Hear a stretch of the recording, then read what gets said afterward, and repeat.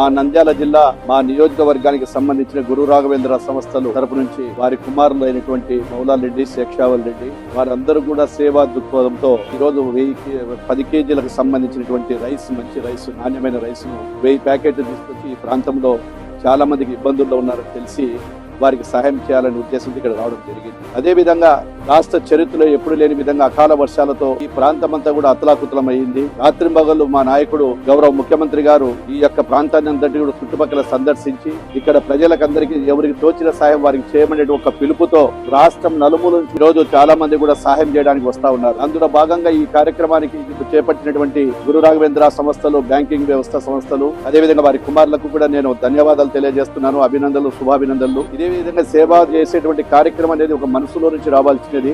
ఆ కుటుంబం ఇదొక్కటే కాకుండా ఇంకా 2.5 లక్షల రూపాయలు సీఎం ఫండ్ కూడా, రిలీఫ్ ఫండ్ ఇస్తా ఉన్నారు. ఇక్కడ స్థానికంగా కూడా ఎన్నో ఆసుపత్రులు, అదే విధంగా మెడికల్ క్యాంపులు కూడా పెట్టి వారు సేవ చేస్తా ఉన్నారు. వారి సేవకు వారికి మరొక్కసారి అభినందనలు, ధన్యవాదాలు తెలియజేస్తా ఉన్నారు. Thank you.